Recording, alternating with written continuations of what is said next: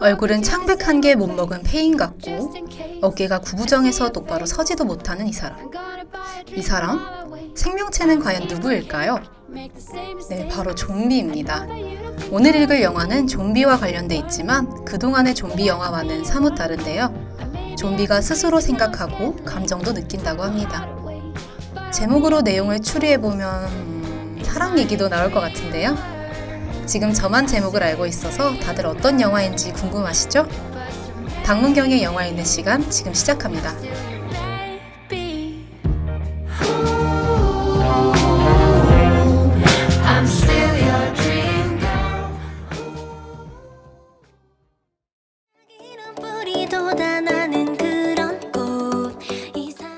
영화 읽는 시간은 스포일러를 포함하고 있습니다. 영화를 직접 보실 예정이라면 결말 포함 부분에서 잠시 귀를 막아주세요. 오늘 읽을 영화는 원바디스입니다. 영화 주인공 알은 좀비인데요. 말을 할 순 없지만 혼자 속으로 생각하고 감정을 느낄 수 있는 다른 영화 속 좀비와는 사뭇 다른 모습입니다.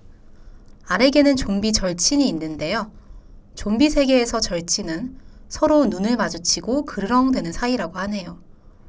이게 절친이라니, 친구랑 그르렁 하고 있을 좀비를 상상하니 좀비가 조금 귀엽게 느껴지지 않나요? 알과 그의 절친은 배고픔을 해결하기 위해 다른 좀비들과 함께 도시로 향합니다. 한편 도시에는 좀비로 감염되지 않은 최후의 사람들이 살고 있는데요. 그들 가운데 식품과 의료품을 찾으러 좀비들이 득실거리는 곳으로 향한 젊은 제군들이 있습니다. 도시로 향한 알과 그 무리는 살아있는 생명체의 냄새를 맡았는지 제군들이 있는 곳으로 걸음을 옮겼는데요. 제군들이 약을 찾고 있던 그 순간 알의 무리가 사람들을 습격했습니다.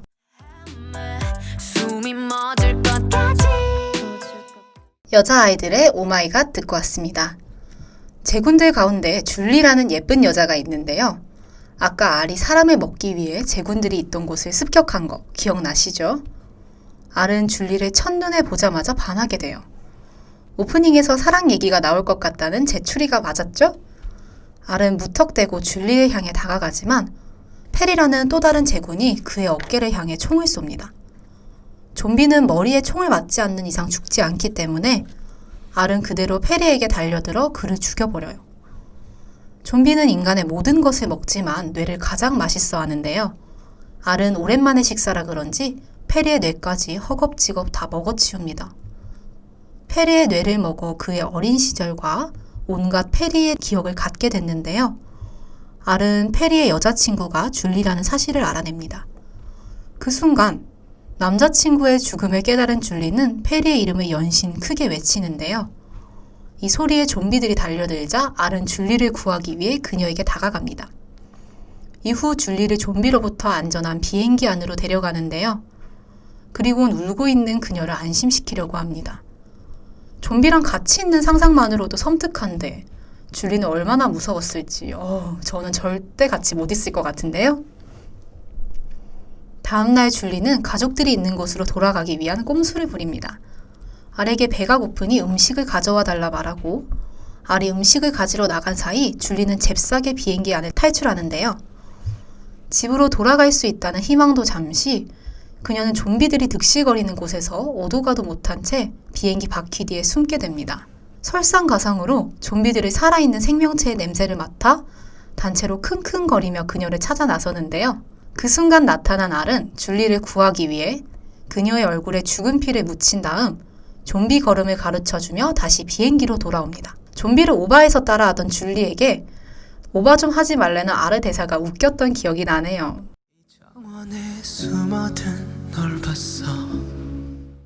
방탄소년단의 전하지 못한 진심 듣고 왔습니다. 줄리는 자신을 위험으로부터 2번이나 구해준 알에게 진심으로 고마움을 느껴요. 그리고 언제 집으로 돌아갈 수 있냐고 묻는데요. 알은 며칠만 여기서 기다리면 갈 수 있다고 말해줍니다. 며칠 동안 지루해야 할 줄리를 위해 알은 줄리와 함께 드라이브도 나가고 LP 노래도 듣고 장난도 치는데요. 이 장면을 볼 때면 정말 일반적인 커플처럼 꽁냥꽁냥 거리던 모습이 정말 귀여워요. 알이 페리의 뇌를 먹으러 간 순간 줄리는 또다시 위험에 처하게 됩니다. 알의 절친이 비행기에서 들려오는 노랫소리를 듣고 좀비들과 줄리를 찾아낸 것이었는데요. 아휴, 왜 자꾸 알이 없을 때 위험한 상황이 생기는 거죠? 그래도 걱정하지 마세요. 줄리의 영웅 알은 기막힌 타이밍에 좀비들로부터 그녀를 구해내니까요. 좀비들 사이에 있던 줄리와 알을 향해 그의 절친은 그녀를 먹으라고 말하는데요. 그때 줄리가 살며시 알의 손을 잡으며 그에게 의지합니다. 줄리와 알이 손을 잡은 순간 좀비들에게도 작은 변화가 찾아오는데요. 바로 그들의 심장이 살짝 뛴 것입니다. 이거 해피엔딩에 대한 스포 아닌가요? 저만 이렇게 생각하는 거 아니죠?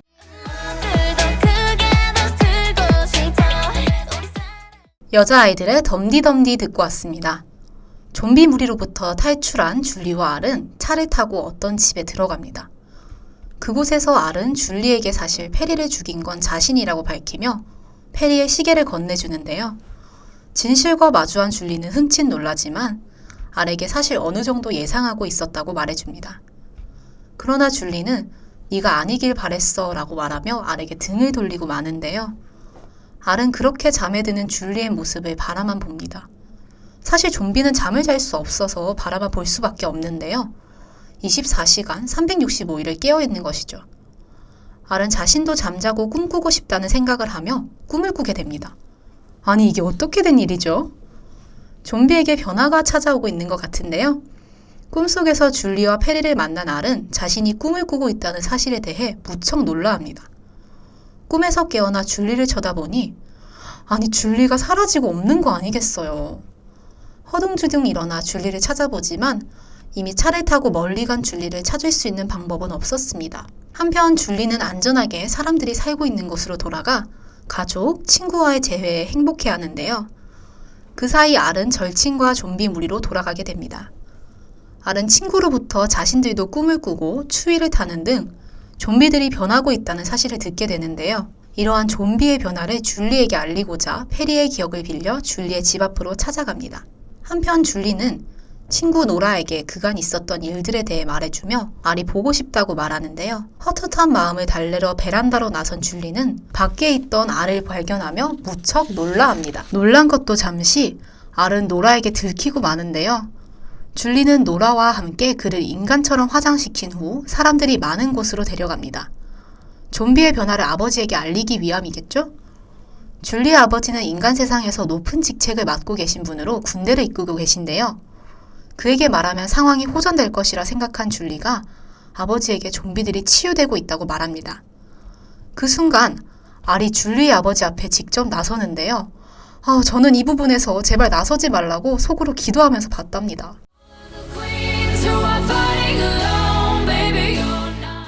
아바막스의 킹 앤 퀸스 듣고 왔습니다. 여기서부터는 결말이 포함되어 있으니 주의해주세요. 알을 보자마자 그녀의 아버지는 그가 좀비라는 것을 눈치채고 맙니다. 그리고는 좀비의 변화를 설명하는 줄리의 말을 무시한 채 알에게 총을 겨누는데요. 그 순간 노라가 줄리의 아버지에게 총을 겨누며 그를 제지합니다. 노라가 그에게 총을 겨누자마자 줄리와 알은 아버지로부터 도망을 치는데요. 정말 긴장의 끈을 놓치지 못한 전개였습니다. 한편 좀비들이 모여있는 스타디움으로 향한 줄리와 알은 친구로부터 좋지 않은 소식을 전해들어요. 바로 보니와 군인이 모두 그들을 죽이려 한다는 사실이었습니다. 보니는 인간의 모습이 아닌 미라 형체의 좀비인데요. 아무래도 좀비들의 변화가 탐탁지 않아 변화의 시작이 되었던 줄리와 알을 죽이려 한 것 같은데요. 부디 그들로부터 벗어나 해피엔딩을 맞이했으면 좋겠네요. 좀비와 보니와 인간의 대결이 펼쳐진 상황 속에서 좀비는 인간을 구하면서 보니와 싸움에 참여합니다. 인간들은 좀비의 호의에 의아함을 느끼지만 함께 전투를 하며 변화를 직접 목격하는데요. 한편 줄리와 알은 보니로부터 필사적으로 도망치며 높은 곳에서 물속으로 뛰어듭니다. 보니로부터 벗어난 그들은 서로의 마음을 확인하며 사랑의 뽀뽀를 나누는데요. 그 순간 군대를 이끌고 나타난 아버지가 그들을 향해 총을 겨눕니다. 줄리의 아버지는 좀비의 변화를 여전히 인정할 수 없다며 줄리에게 비키라고 말하는데요.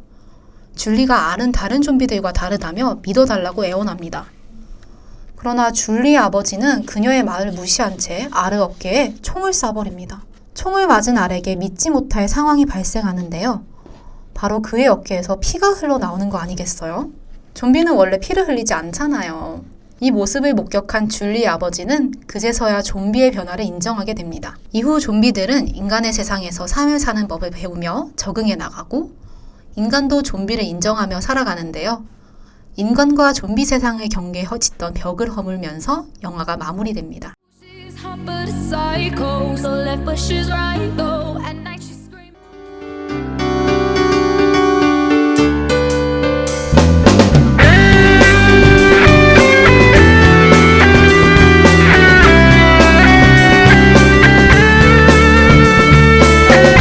청대 방송 함께하는 방송 우리들의 소리 동아대학 방송 청대 방송 함께하는 방송 우리들의 소리 동아대학 방송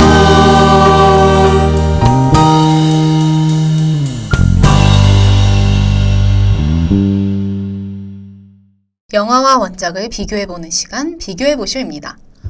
오늘 읽은 영화의 원작은 소설인데요. 영화의 시작 부분에서도 아이작 마리온의 소설이 원작이라는 사실을 밝히고 있죠. 책 원바디스는 주인공 알이 결혼도 했고 아이도 있었다는 배경을 가지고 있습니다. 줄리 역시 과거에 약을 하는 등 한때 방탕하게 힘들게 살았던 배경이 나오는데요. 하지만 영화 원바디스에서는 이러한 서사를 깔끔하게 쳐냈습니다. 그리고 영화에서 알의 나이를 대폭 낮추면서 책에 비해 좀 더 샤방샤방한 10대 로맨스물로 그려냈는데요. 이러한 각색 덕분에 영화의 더욱 폭넓은 연령층이 편하게 즐길 수 있는 영화가 되었다고 하네요. 이외에도 책에서는 일찍 죽은 줄리의 남자친구 페리의 분량이 더 많이 등장하는데요. 따라서 알이 줄리와 자연스럽게 감정적으로 이어질 수 있는 계기성을 더욱 자연스럽게 만들어주는 것을 확인할 수 있습니다. 영화는 굉장히 해피엔딩이었지만 책은 살짝 달라요.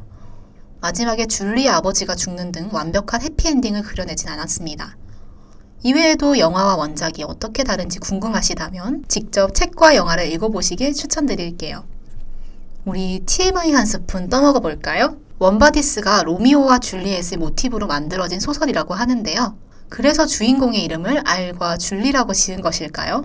또 이 소설은 작가 아이작 마리온의 첫 소설이라고 해요. 영화 제작자가 소설이 출간되기도 전에 영화화하기로 확정지었다고 합니다. 마지막으로 완전 사적인 TMI인데요. 저희 PD님께서 알을 연기했던 니콜라스 홀트에 반하게 된 계기가 이 영화라고 합니다. 그래서 대본을 쓸 때도 무척 행복했다고 하시네요.